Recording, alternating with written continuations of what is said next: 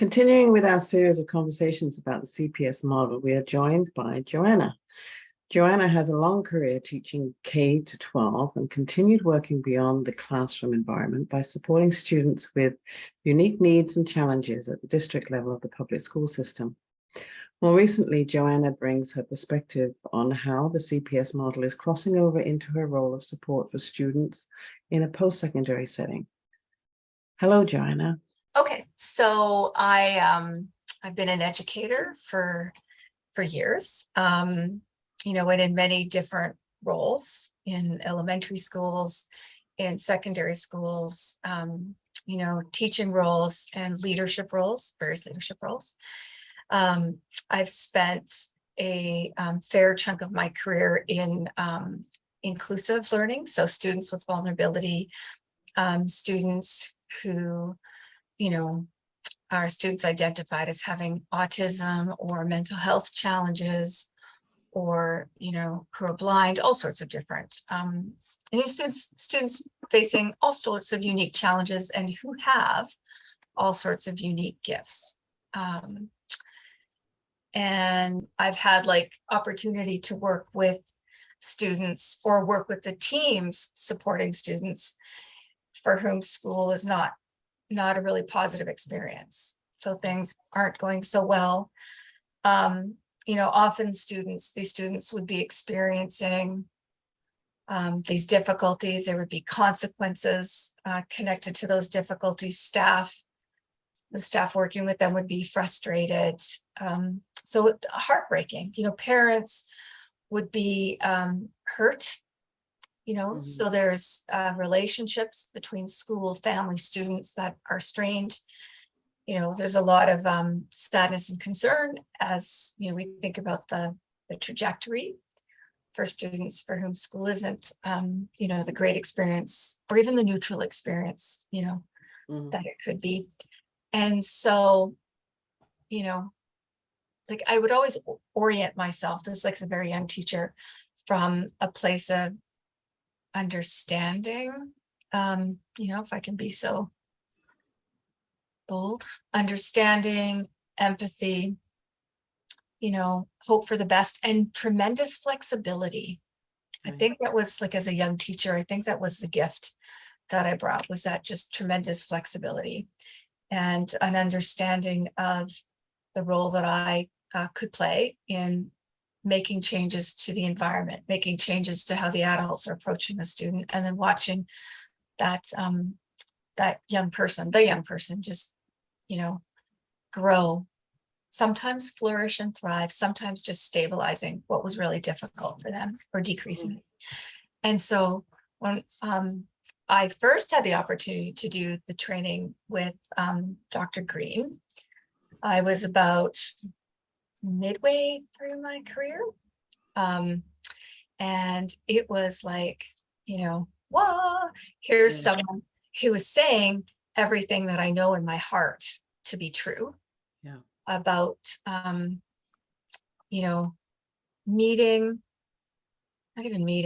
with a young person as human beings together, solving problems together. Instead of that hierarchical, I'm the adult, I have the right way, that kind of thing.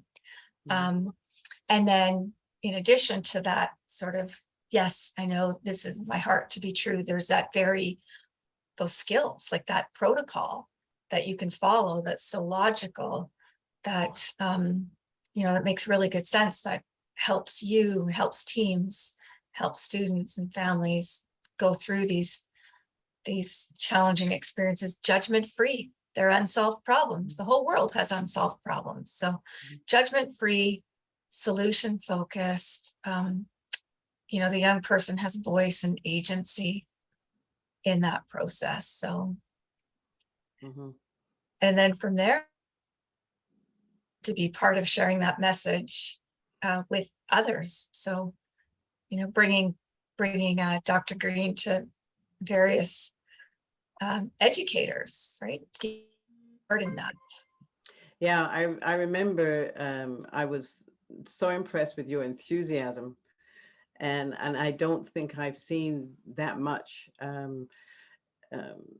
from somebody in your position about Dr. Green and his work and the CPS model. And I think that was coming from a place of having experience where the children were at and how far they are capable of coming if given the chance, if given the opportunity and actually be heard. And I think many of us kind of get that from over time, just learning how different it could be.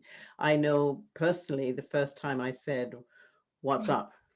to a student who'd just gone through a major meltdown, and I could see that meltdown coming, I just didn't want to intervene because I was doing an observation, but just saying to him, "What's up?" after, and not even putting a question before it, just saying, "What's up?" And the flow of what was up came out so much and so clearly, and just being heard, I think, made a huge difference. It was just like a light switch in that particular case. I mean, that's not always the case, but I'm sure you've had those kind of experiences as well. Yeah. And I know that you took it to where you worked and shared it just as enthusiastically as when I first saw you. Yeah. Thank you for that.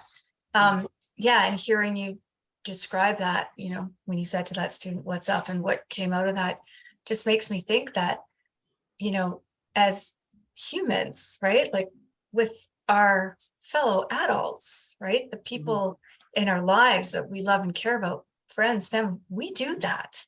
We give people space, or we're interested. It's just fascinating that often with children, it's so easy to come at it from a place of, you know, I'm the adult or I'm the teacher. And granted, yes, as adults and educators, there's all those pressures, right? You're managing all these young people, but we come at it often unintentionally from a very top-down place. And like that can lead to more wounding. Right. So that's what I love about the spirit of, you know, the model. Right.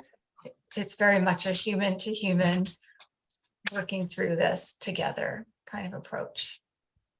Now, that was what you were doing within the school system at the time. And as a teacher, I think you will always be a teacher. You're now somewhere else, in a field that is more adult. Yeah. You find a place for this model there? Have you, I'm not sure what your role is. Maybe you could share a bit about that, or whether you have found a place to be able to use this model. So I'm working in the post-secondary, the higher education environment, doing somewhat similar work that I did in K-12. Right? Really, education is that continuum from, you know, prior to beginning school in kindergarten all the way on through adult learning, right? Just a long continuum. And we tend to think of it in these discrete chunks. It's really not. And so, you know, the model has really become a part of who I am. And there's just skills that, you know, they do fit. They fit in the higher education environment, right? Like wherever we are, there are people, there are students who are experiencing difficulty. And, you know, and anytime that we can either be that person who can use the model to help someone through a difficult experience, or just even, you know, not even just even, but like work with the adults who are working with that student to give them some skills and approaches. Just, yeah, it does. It absolutely applies. I really appreciate you being able to join us, Joanna, and look forward to us chatting again.